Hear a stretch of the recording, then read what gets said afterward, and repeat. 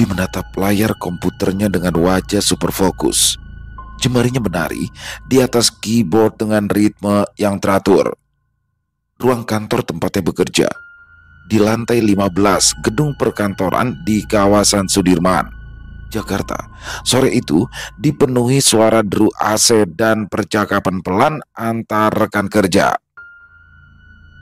Cahaya matahari sore mulai menyelinap masuk melalui jendela kaca besar, memantul di permukaan meja kayu Dodi yang tertata rapi. Di sudut mejanya, sebuah foto kecil menampilkan rumah barunya yang dibeli tunai beberapa waktu lalu. Rumah itu adalah rumah impian, berupa sebuah bangunan modern minimalis dengan halaman kecil yang asri, memiliki luas 100 meter persegi. Ia beli dari hasil jeripayanya selama 7 tahun bekerja sebagai analis keuangan di perusahaan konsultan ternama. Di usia 25 tahun, Dodi adalah definisi kesuksesan bagi banyak orang.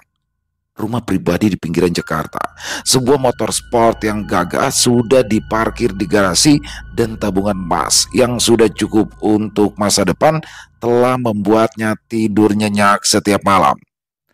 Prinsip hidupnya sederhana, mapan dulu baru menikah. Ya, dia bukan tipe pria yang buru-buru dalam urusan hati, apalagi buru-buru menikah saat ekonomi masih labil. Baginya, cinta bisa menunggu, tapi stabilitas finansial tidak bisa menunggu dan tak ada kata kompromi. Dot, meeting sama klien jam 4. Jangan sampai lupa ya, ujar Maya, rekan kerjanya, sambil mengetuk-ngetuk meja Dodi dengan pulpen. Maya, 28 tahun, adalah sosok energik dengan rambut pendek sebahu dengan senyum yang selalu cerah.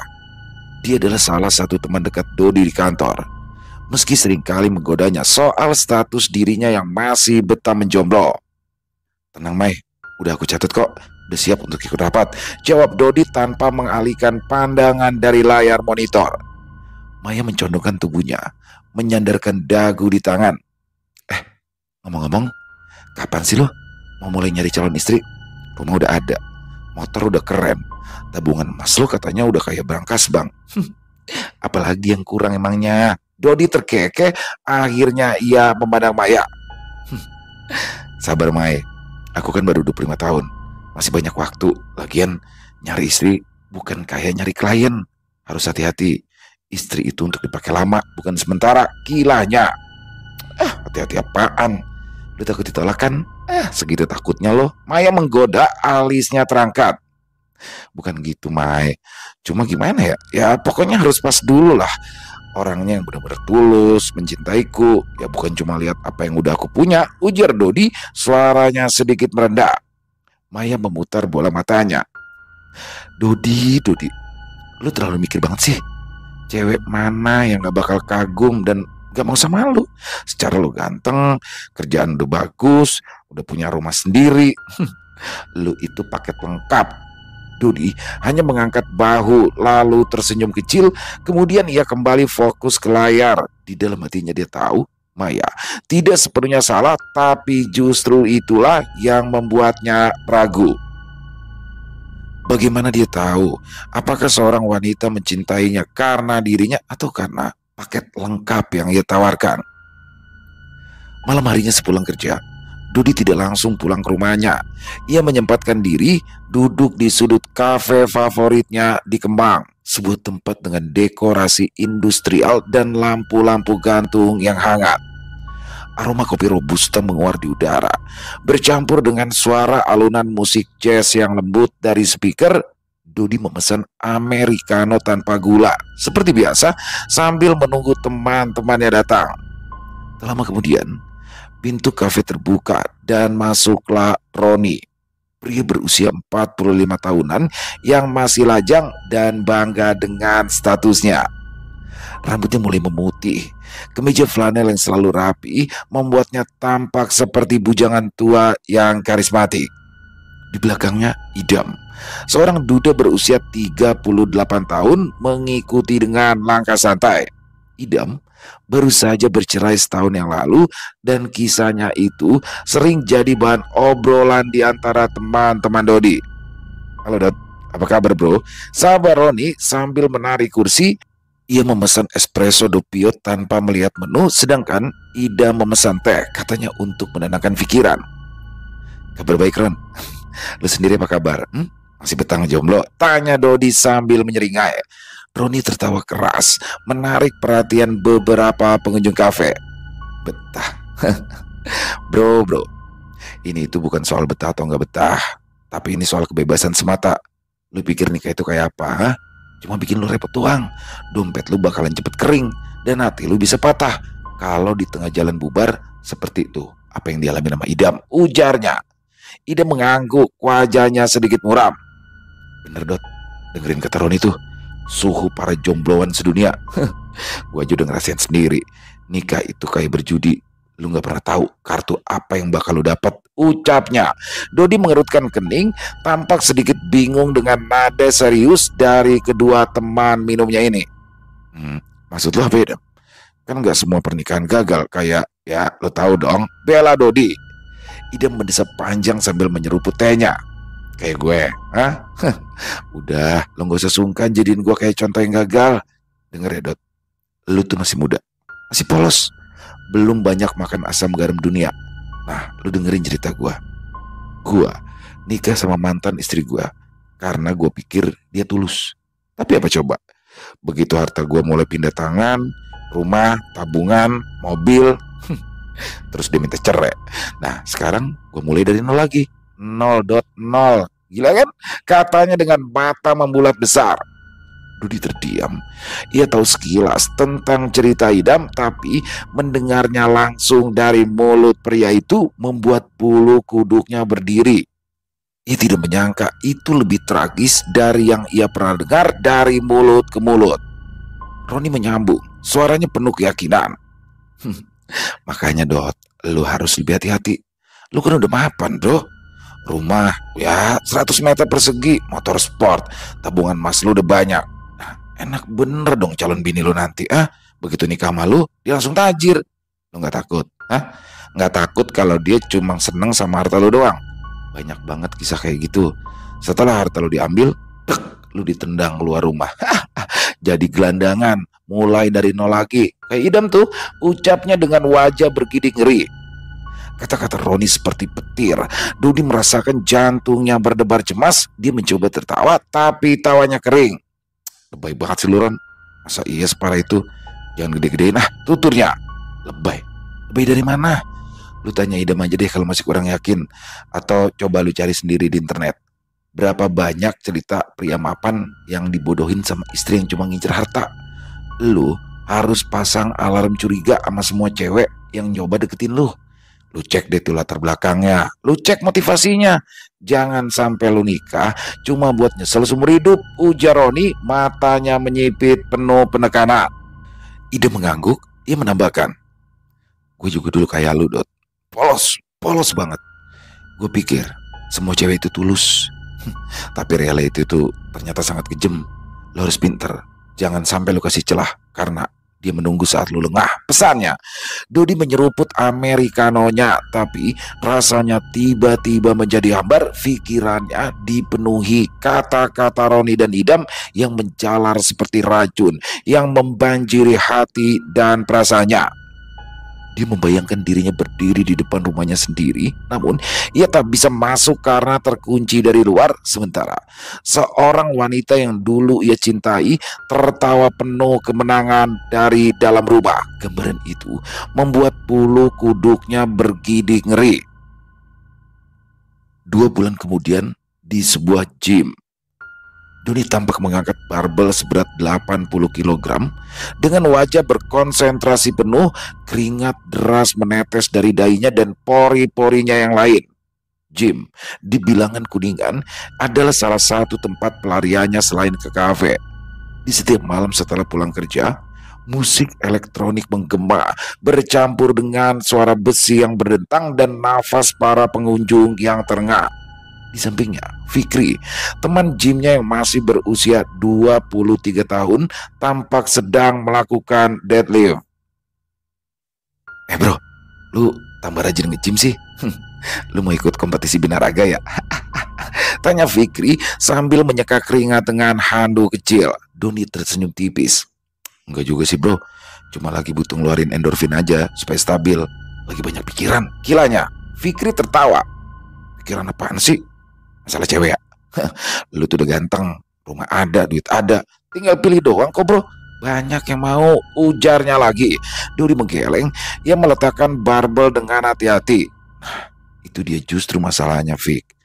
Gue gak tahu apa cewek-cewek itu beneran suka sama gue atau cuma lihat apa yang udah gue punya. Jawabnya. Fikri mengerutkan kening. Maksud lo apaan sih? Gak konek gue nih, ucapnya. Dodi mendesah, lalu ia menceritakan obrolan malam itu di kafe dengan Roni dan Idam. Ia menceritakan ketakutannya, bagaimana kata-kata mereka terus terngiang di kepalanya. Gue jadi tambah takut, Fik. Gue takut salah pilih. Takut ujung-ujungnya gue kehilangan semua yang udah gue dapet dengan susah payah. Jawabnya lagi. Fikri mengangguk pelan, tapi kemudian ia tertawa kecil. Nah, itu bro, itu kesalahan terbesar lu bro. Lu minta pendapat dan dengerin omongan. Yang satu si bujangan tua, yang kedua ama duda cerai yang gagal sama pernikahannya. Mereka itu cuma proyeksiin kegagalan mereka ke lu aja. Enggak semua cewek itu matre dot. Lu harus kasih kesempatan dong buat perempuan untuk buktiin mereka nggak sama. Masih banyak cewek yang tulus dot. Nggak semua toksik macam begitu, belanya. Ya terus caranya gimana? Gue tahu mereka nggak kayak gitu. Gimana caranya? Gue bisa yakin sehingga mantap untuk melangkah ke jenjang pernikahan. Tanya Dodi, suaranya penuh keraguan. Fikri mengangkat bahu. Ya lu mana pernah bisa tahu jawabannya kalau lu nggak pernah coba. Lu tahu nggak? Cinta itu resiko. Butuh pengorbanan bro. Lu nggak bisa main aman terus. Suatu saat lu bakal sendirian. Cecarnya. Dodi tidak menjawab. Ia hanya menatap cermin besar di depannya, melihat bayangan dirinya sendiri, pria muda, berotot dengan wajah yang cukup tampan. Tapi di balik itu, ia merasakan kekosongan. Prinsip mapan dulu baru nikah, yang dulu begitu kokoh, kini terasa seperti jeruji yang mengurungnya. 2 tahun berlalu, Dodi kini berusia 27 tahun. Rumahnya masih sama, motornya masih mengkilap, tabungan emasnya makin bertambah. Tapi hatinya semakin kacau. Setiap kali dia bertemu wanita yang menarik seperti Maya yang kini mulai menunjukkan sinyal ketertarikan, atau Lisa, instruktur yoga di gym yang sering mengajaknya ngobrol, ia selalu mundur.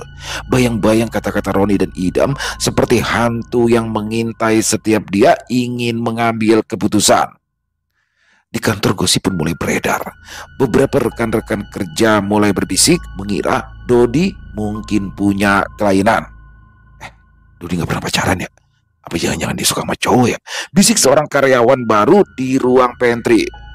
Dodi mendengar itu semua, tapi ia lebih memilih diam, tak ambil pusing. Dia makin lebih sering menghabiskan waktu dengan Fikri atau teman-teman pria lainnya, termasuk Idam dan duda-duda keren di kafe yang kini jadi langganannya. Malam itu, di kafe yang sama, Dodi duduk seorang diri, menatap gelas americanonya. Ia merasa seperti berada di persimpangan. Di satu sisi, ia ingin menikah, membangun keluarga, merasakan kehangatan yang selama ini hanya ia dengar dari cerita orang lain. Di sisi lain, ketakutan akan pengkhianatan, kehilangan harta, dan patah hati membuatnya ragu untuk melangkah, sementara usianya makin bertambah tanpa bisa dicegah. Pintu kafe terbuka. Maya masuk membawa aroma parfum vanila yang lembut. Dodi, sendirian? Boleh gabung? Tanyanya, senyumannya masih secara dulu. Dodi mengangguk, tapi di dalam hatinya pertanyaan itu muncul lagi. Apa Maya tulus ya? Atau dia cuma ngeliat rumah, ngeliat motor gue sama tabungan gue? Gumamnya. Kafe di Kemang itu masih sama seperti malam-malam sebelumnya. Lampu gantung yang temaram, aroma kopi robusta yang menguar, dan alunan musik jazz yang lembut Dodi duduk di sudut favoritnya, gelas americanonya sudah setengah kosong. Maya, dengan kemeja biru muda yang sedikit longgar dan celana jeans, duduk di hadapannya memesan latte dengan tambahan sirup karamel.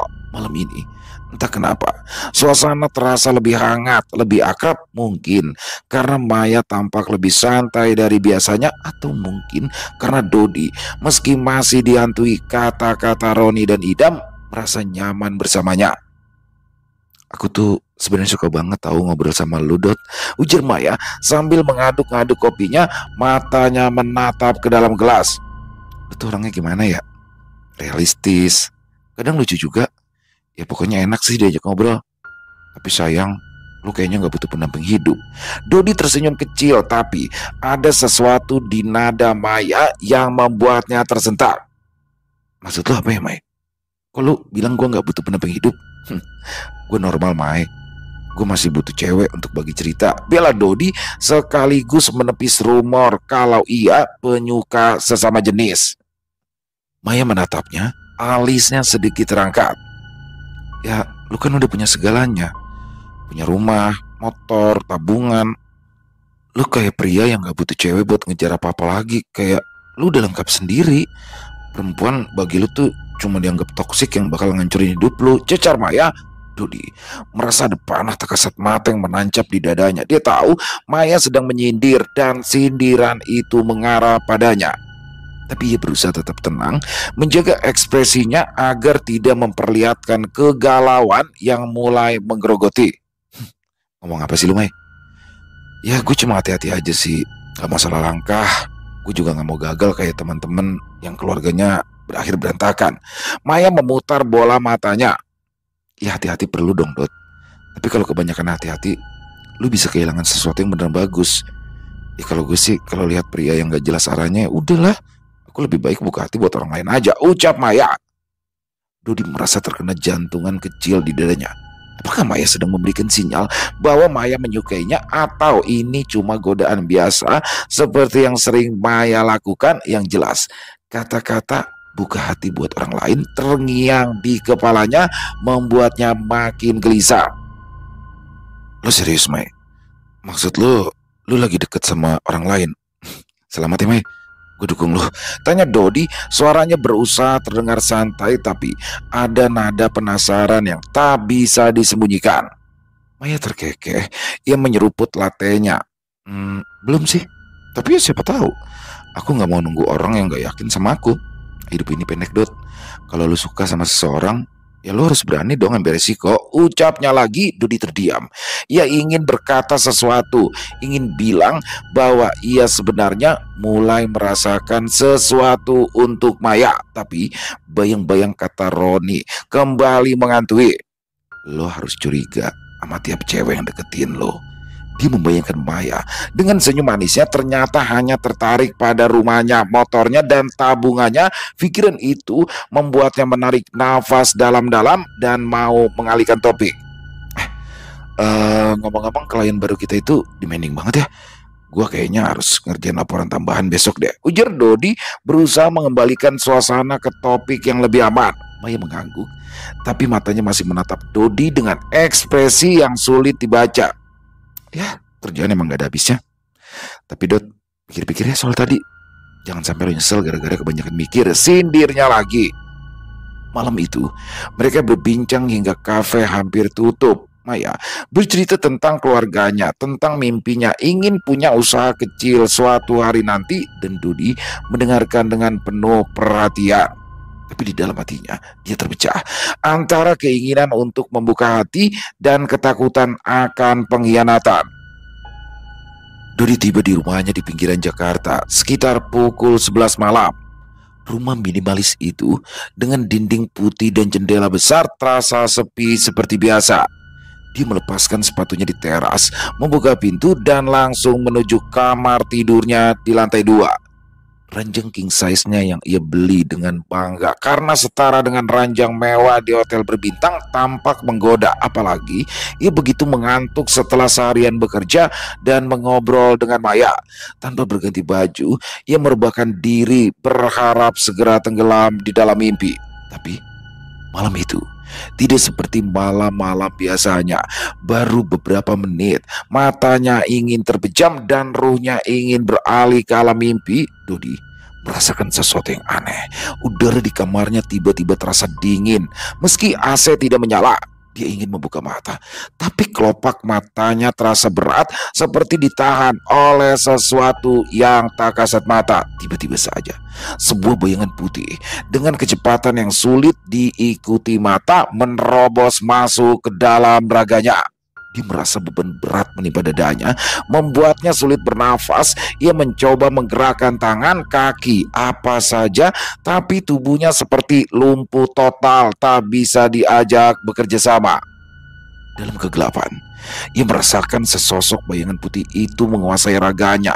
Sosok itu tidak jelas, seperti asap yang membentuk siluet manusia, tapi tekanannya begitu nyata. Dodi panik, jantungnya berdegup kencang, keringat dingin membasahi dahinya.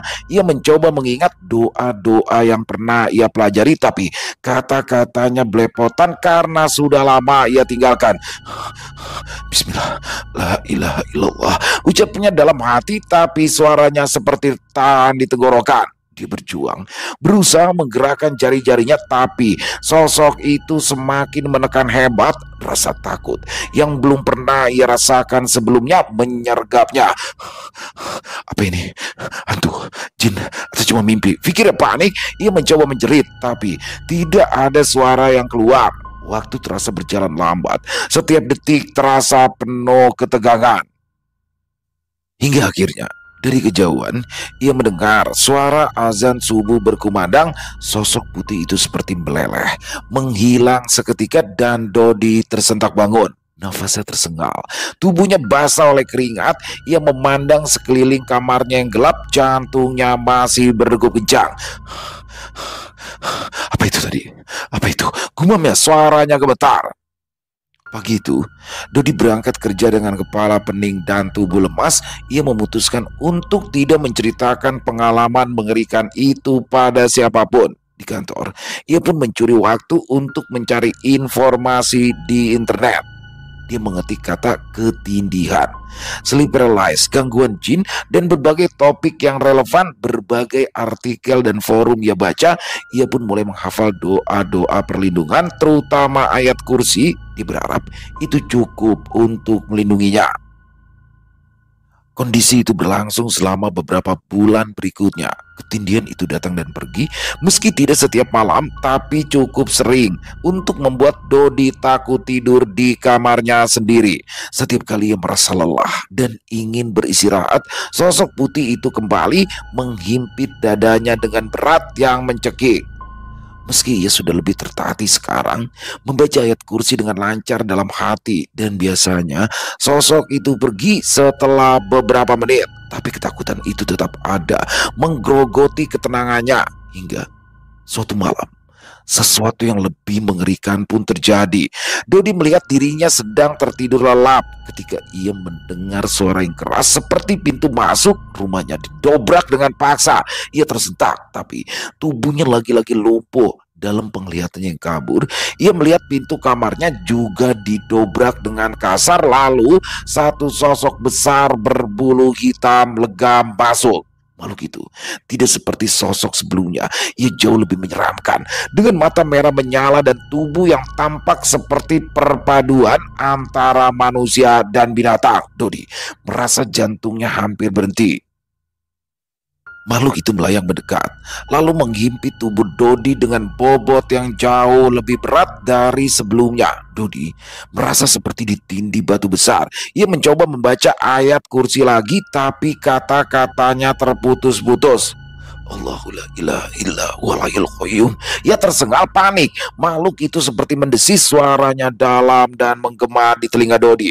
Dodi berjuang sekuat tenaga, menggerakkan jari-jarinya sedikit demi sedikit. Dia memperkirakan yang menindih dirinya adalah sejenis genderuwo, makhluk yang pernah ia dengar dari cerita-cerita neneknya dulu. Pergi, pergi, teriak ke dalam hati. Setelah perjuangan yang terasa seperti berjam-jam, ia akhirnya berhasil menggerakkan tangannya dan makhluk itu menghilang. Begitu, Dodi terbangun dengan tubuh yang terasa seperti habis dipukuli. Matanya sembab, kepalanya pening. Ia memandang cermin di kamarnya, melihat wajahnya yang pucat. Gak bisa nih, ini gak bisa dibiarin begitu aja, gumamnya. Tapi ia masih terlalu takut untuk menceritakan pengalamannya itu pada siapapun, termasuk Maya ataupun Fikri. Di kantor, Dodi berusaha menjalani hari seperti biasa, tapi kelelahan mulai terlihat. Matanya merah, gerakannya lamban. Saat makan siang, Maya memperhatikannya dengan khawatir. "Dot, lu kenapa sih? Kok kayak orang yang gak tidur seminggu sih?" tanyanya heran. Dodi menggeleng, berusaha tersenyum. "Cuma capek aja, Mai. Banyak kerjaan," laknya. Namun Maya tidak percaya begitu saja, tapi ia tidak berani memaksa Dodi buka mulut. "Kalau ada apa-apa, cerita ya. Aku serius," pintanya. Dodi hanya mengangguk, tapi pikirannya kembali ke malam-malam mengerikan itu. Ia mulai bertanya-tanya, apakah ketindihan ini ada hubungan dengan kegalauannya soal pernikahan, atau apakah ini cuma faktor kelelahan fisik. Tapi makhluk hitam itu terasa terlalu nyata untuk dianggap sekedar mimpi. Sore itu, saat ia sedang menyelesaikan laporan di mejanya, kelelahan menyerang lagi. Kepalanya terasa berat, matanya mulai terpejam. Tanpa sadar, ia tertidur di kursinya, kepalanya terkulai di atas meja. Kemudian itu terjadi lagi. Dodi merasa tubuhnya lumpuh, udara di sekitarnya menjadi dingin. Ia membuka mata dalam keadaan setengah sadar, dan di sudut ruangan dia melihat makhluk hitam itu lagi. Kali ini makhluk itu tidak langsung mengimpinya, tapi berdiri di dekat jendela, menatapnya dengan mata merah menyala. Dodi panik, jantungnya berdegup lebih kencang. Ia mencoba berteriak, tapi suaranya tidak keluar. Makhluk itu mulai bergerak mendekat, dan Dodi merasa takut bukan kepalang. Dadanya semakin sesak. Tiba-tiba saja sebuah tepukan keras di punggungnya membuatnya tersentak bangun. "Dodi, lu kenapa?" Suara Anita, rekan kerjanya yang lain. Suaranya terdengar panik. Dodi tersengal, nafasnya tersendat. Ia memandang sekeliling, melihat Anita dan beberapa rekan kerja lain yang menatapnya dengan ekspresi bingung bercampur geli. "Lu ngigo ya, bro?" "Kayak orang kesurupan lu," ujar Bima, rekan kerjanya yang suka bercanda. Dodi mencoba tertawa untuk menutupi rasa malunya, tapi keringat dingin masih membasahi dahinya. "Cuma ketiduran, Bim. Capek banget," kilanya lagi. Anita mengerutkan kening, tangannya masih di punggung Dodi. "Lu yakin baik-baik aja? Tadi lu kelihatan panik banget tahu," cecarnya. Dodi mengangguk cepat, berusaha meyakinkan dirinya sendiri. "Iya Anita, makasih ya. Kamu udah bangunin aku," ungkapnya. Tapi dalam hatinya dia tahu ini bukan sekedar ketiduran. Ada sesuatu yang salah, sesuatu yang lebih dari sekedar kelelahan atau kegalauan. Makhluk hitam itu, atau entah apapun itu, terasa seperti peringatan atau ancaman yang begitu nyata. Dodi duduk di sofa ruang tamunya, menatap layar ponselnya dengan pandangan kosong. Cahaya layar memantul di wajahnya yang pucat, memperlihatkan lingkaran hitam di bawah matanya. Sudah 3 malam ia tidak tidur nyenyak karena ketakutan akan sosok hitam berbulu yang kini ia yakini sekali sebagai sosok genderuwo. Setiap kali ia memejamkan mata, bayangan makhluk itu muncul di benaknya bersama desisan mengerikan dan tekanan berat di dadanya. Rumah megahnya yang dulu menjadi kebanggaan kini terasa seperti kandang hantu, dingin dan menyesakan. Malam itu, dalam keputusasaannya, Dodi membuka grup WhatsApp alumni SMA-nya. Ia ragu-ragu, jari-jarinya berhenti di atas keyboard virtual. Jangan-jangan mereka bakal ngetawain gue nih kalau nanyain masalah kayak gini, pikirnya. Tapi rasa takut yang terus menggerogoti akhirnya mendorongnya untuk mengetik pesan. "Guys, kalian ada yang pernah ketindihan gak sih? Kayak ada makhluk yang ngejar terus nindihin badan gitu. Gue udah beberapa bulan ini kena terus deh. Parah banget, ganggu banget. Ada saran?" tanyanya. Pesan itu terkirim, dan dalam hitungan menit notifikasi grup mulai berdatangan. Dodi menahan nafas, bersiap mendengar ledekan, tapi tanggapan yang masuk justru beragam dari yang serius, hingga yang kini membuat bulu kuduknya berdiri. Bro, jangan-jangan itu pelet kiriman lagi, yang buat ganggu kehidupan lo. Ya biasanya sih kasusnya ada cewek yang lu tolak, terus dia sakit hati, terus ngirimin jin deh buat ganggu lu. Tulis Rudi, teman seangkatan yang kini jadi pengusaha kecil. Kalau menurutku sih itu kerjaan orang yang gak mau lu nikah, Dot, biar lu gak punya keturunan. Ih, serem. Timpal Susan yang dulu terkenal sebagai tukang ramal di kelas. Tapi pesan dari Farhan, temannya yang kini tinggal di Bandung, membuat Dodi benar-benar bergidik ngeri. Dodi, itu genderuwo betina, bro. Gue dulu pernah denger dari kakek gue. Malu kayak gitu suka ngincer cowok lajang yang gak mau nikah sama cewek manusia. Dia kayak, ya jatuh cinta gitu sama lo. Dia cuma mau pergi kalau lu udah nikah. Soalnya kalau lu udah peluk istri lu pas tidur, dia gak bakal bisa ganggu lagi. Istri lu bakal jadi penjaga, ungkapnya. Dodi menutup ponselnya dengan tangan gemetar. Genderuwo betina, dia jatuh cinta sama gue. Serem banget sih. Pikiran itu terlalu mengerikan untuk diterima. Dia membayangkan makhluk berbulu hitam itu menatapnya dengan mata merah, mendesis dengan suara yang bukan suara manusia. Parah, gila, gak masuk akal, gumamnya. Tapi ketakutannya tak kunjung berkurang.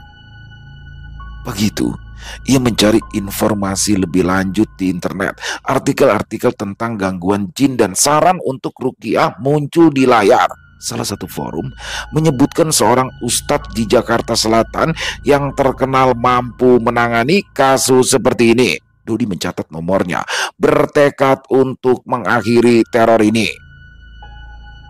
2 hari kemudian, Dodi tampak duduk di sebuah ruangan sederhana di rumah Ustadz Ihsan di kawasan Cipete, Jakarta Selatan. Ruangan itu kecil, dengan karpet hijau, beberapa Al-Quran di rak kayu, dan aroma minyak wangi yang menenangkan. Ustadz Ihsan, pria berusia sekitar 50 tahunan, dengan jenggot putih rapi dan sorban sederhana, menatap Dodi dengan pandangan penuh pengertian. Coba, ceritakan apa yang kamu alami, ujar Ustadz Ihsan dengan suara yang lembut tapi tegas. Dodi menceritakan semuanya, ketindihan yang berulang, sosok putih, hingga makhluk hitam yang ia yakini sebagai genderuwo. Dia juga menyebutkan kegalauannya tentang pernikahan, bagaimana kata-kata dari Roni dan Idam membuatnya takut membuka hati. Ustadz Ihsan mendengarkan dengan sabar. Baik, kita akan lakukan ruqyah. Tapi sebelumnya saya ingin kamu berjanji untuk ikhlas dalam menjalani proses ini. Dan kalau ada saran dari saya nanti, kamu harus pertimbangkan dengan serius, ujar Ustadz itu. Dodi mengangguk meski jantungnya berdegup kencang. Dia juga meminta agar proses ruqyah direkam. Dia ingin melihat apa yang terjadi nanti. Ustadz Ihsan pun setuju. Proses ruqyah dimulai.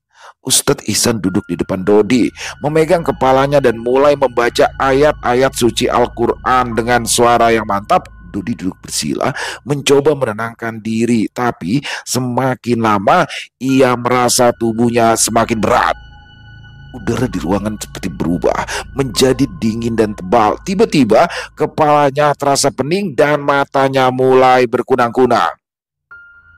Saat Ustadz Ihsan membacakan ayat kursi dengan penuh khusyuk, Dodi tiba-tiba berontak. Tubuhnya bergoyang keras, matanya melotot, dan suaranya berubah menjadi serak dan dalam seperti bukan suaranya sendiri. Jangan coba-coba kau pisahkan aku dari laki-laki ini. Dia suamiku. Aku ditakdirkan untuk jadi istrinya. Kau jangan ikut campur. Teriak suara itu melalui mulut Dodi mengancam. Ustadz Ihsan tetap tenang, matanya tajam menatap Dodi. Makhluk pendusta. Manusia itu berjodoh dengan manusia, bukan dengan makhluk halus seperti kalian. Sekarang pergi dari tubuhnya, atau kau akan kubakar dengan ayat-ayat Allah. Makhluk itu mengeram, suaranya menggema. Dodi dalam keadaan setengah sadar merasa seperti menyaksikan dirinya sendiri dari luar tubuh. Dia melihat tangannya bergerak sendiri, mencakar udara seolah ingin menyerang Ustadz. Tapi Ustadz Ihsan tak gentar. Ia melanjutkan bacaan, suaranya semakin keras, penuh kekuatan. Keparat kamu, hentikan. Panas, teriaknya. Ukhruj, ukhruj, keluar, keluar dari tubuh pemuda ini. Kalau tidak kau akan terbakar habis, ancam Ustadz Ihsan. Ampun, ampun. Baik, aku akan keluar dari tubuhnya. Tapi ingat, makhluk lain akan mengambil alih dirinya setelah aku tinggalkan. Dia bagi sebuah cangkang kosong. Siapapun boleh mengisinya. Dengan satu tarikan nafas panjang, Dodi ambruk ke karpet. Tubuhnya lemas seperti habis lari maraton. Ustadz Ihsan menyiramkan air ruqyah ke wajahnya. Dan perlahan, Dodi mulai sadar. Ia tersengal. Keringat membasahi bajunya. Apa? Apa itu tadi? Tanyanya dengan suara gemetar. Ustadz Ihsan tersenyum kecil. Itu makhluk yang mengganggumu. Tapi dia sudah pergi. Tapi ancamannya tidak sepenuhnya kosong. Kalau kamu tidak segera mengisi hidupmu dengan kebaikan, maka makhluk lain bisa datang dan mengganggu lagi. Tuturnya. Asisten sang ustadz memutar ulang rekaman ruqyah. Dodi menonton dengan jantung yang berdegup kencang, melihat matanya sendiri melotot, mendengar suara serak yang bukan miliknya membuatnya bergidik. Ancaman terakhir makhluk itu, bahwa makhluk lain masih bisa mengambil alih, terus terngiang di kepalanya. Setelah Dodi tenang, Ustadz Ihsan mengajaknya berbicara di ruang tamu. Dia menyajikan teh hangat dan beberapa kue kering, mencoba mencairkan suasana. Nah Dodi, apa yang kamu alami ini bukan sekedar gangguan biasa, ujar Ustadz Ihsan. Makhluk itu menempel padamu karena ada celah dalam hidupmu. Kamu terlalu lama sendiri, terlalu takut membuka hati. Ini membuatmu rentan, tidak hanya dari sisi spiritual, tapi juga dari sisi fisik. Dodi menunduk, merasa kata-kata Ustadz itu seperti cermin yang memperlihatkan kelemahannya. Saya takut Ustadz. Saya takut salah pilih. Saya takut wanita yang saya nikahi nanti cuma mengincar harta. Saya sudah dengar banyak cerita dari teman saya yang bercerai karena istrinya mengambil semua hartanya. Ustadz Ihsan mengangguk, memahami. Kekhawatiran itu adalah hal yang wajar. Tapi kamu tidak bisa hidup dalam ketakutan selamanya. Pernikahan itu ibadah, dan ibadah membutuhkan keberanian dan keikhlasan. Kalau kamu terus menutup hati, maka celah itu akan dimanfaatkan, baik oleh manusia ataupun makhluk lain. Logika sederhananya, kalau kamu tidak suka kanan, otomatis kamu akan memilih kiri. Jika kamu tidak suka makhluk kasar, maka akan diisi dengan makhluk halus. Jika kamu tidak suka wanita dari kalangan manusia, maka kamu akan diambil alih betina dari kalangan makhluk halus. Dalam hidup di dunia ini, pilihan hanya ada dua, positif atau negatif, kanan atau kiri, surga atau neraka. Tidak ada pilihan netral. Jika kau menolak energi positif, maka energi negatif akan menguasaimu. Tuturnya panjang lebar. Dodi menarik nafas dalam-dalam. Jadi, apa yang harus saya lakukan, Ustadz? Saya sungguh sangat takut. Bahkan untuk tidur saja, saya jadi takut, sehingga berpengaruh pada kesehatan saya. Nah Dodi, karena kamu sudah mapan, bisa mengambil alih tanggung jawab seorang ayah pada putrinya, segeralah cari istri. Tapi carilah dengan cara yang benar. Saya sarankan, jalani ta'aruf. Dalam ta'aruf kamu bisa saling mengenal dengan niatan yang jelas tanpa permainan hati. Kamu bisa membuat komitmen sebelum menikah, ya mirip seperti perjanjian pranikah, tapi dengan landasan iman. Kalau kamu mau, saya bisa membantu menghubungkanmu dengan beberapa wanita solehah yang juga sedang mencari pasangan hidup, tawarnya. Dodi ragu-ragu, tapi ancaman dari makhluk itu masih terngiang di kepalanya. Dia tidak ingin terus dihantui. Baik Ustadz, saya ingin mencoba, ucap Dodi mantap.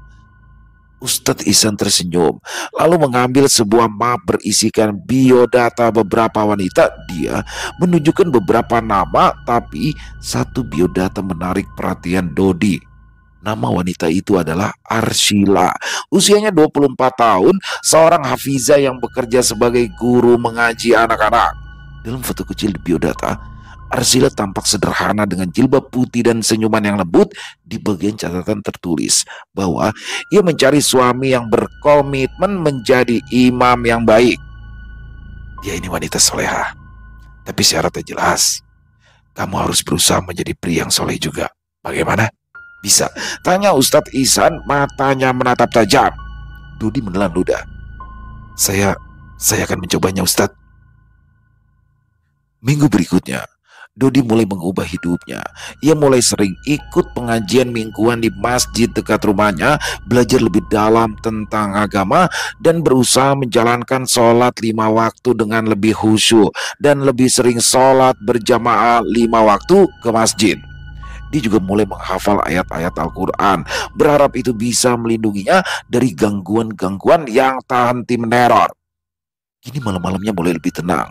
Meski ia masih tidur dengan lampu menyala, dia takut bayang-bayang itu kembali. Di kantor, ia berusaha lebih terbuka dengan Maya. Meskipun masih ragu apakah Maya adalah pilihan yang tepat, Maya pun seperti biasa tetap ceria dan menggoda. Tapi Dodi merasa waktu untuk memutuskan sudah semakin sempit. 1 minggu setelah ruqyah, Dodi menghubungi Ustadz Ihsan, menyatakan kesiapannya untuk ta'aruf dengan Arsyila. Ustadz kemudian mengatur pertemuan di rumahnya dengan pendamping dari kedua belah pihak. Hari itu, Dodi duduk di ruang tamu Ustadz Ihsan, jantungnya berdegup kencang. Arsyila masuk. Dia mengenakan jilbab krem dan gamis sederhana, wajahnya tenang tapi ada kekuatan dalam tatapan matanya yang membuat Dodi merasa dihakimi. Assalamualaikum, sapa Arsyila dengan suara lembut saat memasuki ruang tempat ta'aruf. Waalaikumsalam, jawab Dodi, dan semua yang ada di ruangan. Dodi tampak gugup.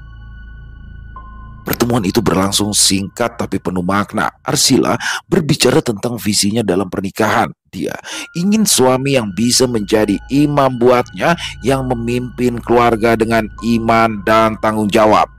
Dodi, meski masih dihantui ketakutan dari masa lalu, merasa tertarik pada keteguhan Arsyila. Ia juga jujur tentang kegalauannya, tentang ketakutannya untuk disakiti. Saya tidak akan menuntut Mas memberikan harta pencarian Mas masa remaja, karena itu adalah hak pribadi Mas. Tidak ada hak saya untuk memilikinya, apalagi dengan cara yang zalim, ujar Arsyila. Tapi saya berjanji akan setia mendampingi Mas selama Mas berkomitmen untuk menjadi imam yang baik. Kalau memang Mas ragu, kita tidak perlu lanjut ke tingkat yang lebih serius, ujarnya. Kata-kata itu seperti tamparan lembut bagi Dodi. Untuk pertama kalinya, ia merasa ada seseorang yang tidak melihat rumahnya, motornya, atau tabungannya, tapi melihat dirinya sebagai manusia. Malam itu diranjang. Dodi tidur dengan hati yang lebih ringan. Ia memutuskan untuk melangkah maju, menerima proses ta'aruf dengan Arsyila. Bayang-bayang sosok genderuwo betina itu masih ada di sudut pikirannya. Tapi dia tahu, dengan iman dan keberanian, ia bisa mengusirnya dan mengusir ketakutan yang selama ini mengurungnya. 2 bulan kemudian, pasca ta'aruf, Dodi berdiri di depan cermin, mengenakan jas putih dan peci hitam. Ya, hari itu adalah hari pernikahan Dodi dengan Arsyila. Rumahnya yang dulu terasa dingin, kini dipenuhi tawa keluarga dan sahabat. Maya, dia hadir sebagai tamu, menggodanya dengan senyuman lebar. Akhirnya Dodi berani juga loh ya, mengambil satu keputusan besar, tuturnya. Dodi tersenyum. Ia menatap Arsyila yang berdiri di sampingnya, anggun dalam kebaya putih. Malam itu, untuk pertama kalinya, ia tidur dengan seseorang di sisinya, istri yang dia pilih dengan hati, bukan dengan ketakutan. Dan untuk pertama kalinya dalam berbulan-bulan, tidak ada sosok putih ataupun hitam yang menghimpit dadanya, hanya kehangatan, kedamaian, dan harapan untuk masa depan yang lebih baik. Selesai. Wow, luar biasa kisah dari Bang Hendra Nova. Waduh, ini penulis baru kami nih dari Sumatera Barat. Waduh, kemarin dari Aceh, sekarang dari Sumatera Barat. Makin banyak, makin lengkap nih ya. Ilo bercerita untuk para penulisnya dari Sumatera, Pulau Sumatera banyak, dari Pulau Jawa apalagi, dari Kalimantan. Waduh, ini dari Sulawesi dan Papua nih yang belum nih. Saya berharap sih bisa berjodoh juga nih dengan penulis dari ujung timur. Mudah-mudahan ya, amin amin ya rabbal alamin. Dan pada kisah kali ini adalah kisah based on true story teman-teman ya, berdasarkan kisah nyata bagaimana seorang Dodi, bujangan mapan yang tinggal di ibu kota. Aduh, Dodi udah punya segalanya malah bingung, malah takut. Dia salah bergaul sih ya, bergaulnya sama Duda ya, yang mengalami kejadian buruk di pernikahannya dulu, dan satu lagi sama bujang yang umurnya udah 40 tahunan ya kan. Jadi ya dia tersugesti sama pemikiran-pemikiran kolot mereka ya kan. Ya lagi kenapa mesti takut, Dot, ya kan? Kan apa namanya, nikah itu kenapa sih harus selalu mikirin harta, takut hartanya dibawa istri, takut apa segala macam. Nikah aja, Dot. Nikah itu kan ibadah, udah enak ibadah lagi ya kan. Ini umur 25 tahun udah puyeng banget si Dodi. Akhirnya disitulah di tengah keresahan jiwanya masuklah sosok yang ini ngeri banget nih, genderuwo tapi betina nih. Kan kebanyakan sosok genderuwo itu biasanya mendekati seorang cewek atau wanita ya, tapi di sini bagaimana genderuwo betina hadir, suka sama si Dodi nih, karena Dodi yang kosong hatinya di situ. Baru tahu juga nih ya, jadi sosok genderuwo betina kayaknya lebih ganas lagi nih mencintai. Dia main hati ya kan. Kalau genderuwo laki kan ya cuma sekedar nafsu. Memang salah satu setan cabul nih genderuwo kalau menurut saya ya kan. Bagaimana yang cowoknya itu genderuwo jantannya itu kan nggak ada rasa cinta-cintaan, nggak ada hati-hatian, langsung kalau ada korbannya cewek udah ditekan, digituin ya. Tapi kalau ini genderuwo betina main hati dia di sini. Wah, ngeri banget.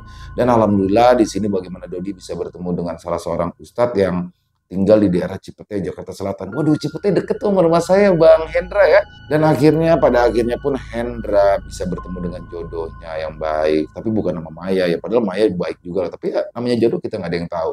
Overall kisahnya keren banget di sini. Banyak sekali hikmah yang bisa kita ambil.